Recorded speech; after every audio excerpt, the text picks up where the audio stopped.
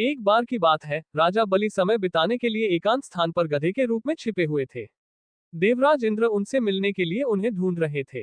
एक दिन इंद्र ने उन्हें खोज निकाला और उनके छिपने का कारण जानकर उन्हें काल का महत्व बताया। साथ ही उन्हें तत्वज्ञान का बोध कराया।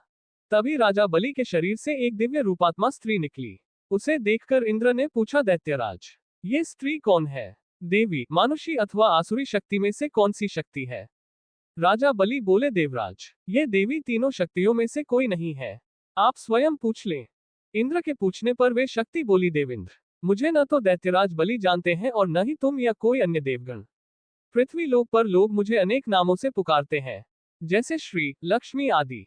इंद्र बोले, देवी, आप इतने समय से राजा बलि के पास हैं, लेकिन ऐसा क्या कारण है कि आप इन्हें छोड़कर मेरी ओर आ रही हैं? लक्ष्मी बोली, देवेंद्र, मुझे मेरे स्थान से कोई भी हटा या डिगा नहीं सकता है। मैं सभी के पास काल के अनुसार आती जाती रहती हूँ। जैसा काल का प्रभाव होता है, मैं उतने ही समय तक उसके पास रहती हूँ। अर्थात मैं समयानुसार एक को छोड़कर दूसरे के पास निवास करती हूँ। इंद्र बोले, देवी, आप असुरों के यहाँ निवास क्यों नहीं करती? लक्ष्मी बोली, देवेंद्र, मेरा निवास वहीं होता है जहाँ सत्य हो, धर्म के अनुसार कार्य होते हो, व्रत और दान देने के कार्य होते हो। लेकिन असुर भ्रष्ट हो रहे हैं।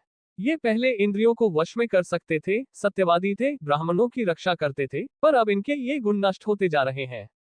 ये तप उपवास नहीं करते, यज्ञ, हवन, दान आदि से इनका कोई संबंध शेष नहीं है। पहले ये रोगी, स्त्रियों, वृद्धों, दुर्बलों की रक्षा करते थे, गुरुजन का आदर करते थे, लोगों को क्षमादान देते थे।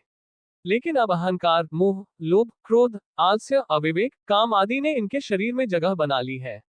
ये लोग पशु तो पाल लेते हैं, लेकिन उन्हें चारा नहीं खिलाते, उनका पूरा दूध निकाल लेते हैं और पशुओं के बच्चे भूख से चित्कारते हुए मर जाते हैं। ये अपने बच्चों का लालन पालन करना भूलते जा रहे हैं। इनमें आपसी भाईचारा समाप्त हो गया है। लूट खसोट, हत्या, व्यभिचार, कलह, स्त्रियों की पतिव्रता नष्ट करना ही इनका धर्म हो गया है। सूर्योदय के बाद तक सोने के कारण स्नान ध्यान से ये विमुख होते जा रहे हैं। इसलिए मेरा मन इनसे उचट गया। देवताओं का मन अब धर्म में आसक्त हो रहा है। इसलिए अब मैं इन्हें छोड़कर देवताओं के पास निवास करूंगी।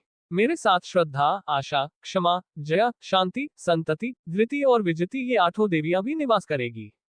देवेंद्र, अब आपको ज्ञात हो गया होगा कि मैंने इन्हें क्यों छोड़ा है। साथ ही आपको इनके अवगुणों का भी ज्ञान हो गया होगा। उद्धरण चिन्ह। तब इंद्र ने लक्ष्मी को प्रणाम किया और उन्हें आदर सहित स्वर्ग ले गए।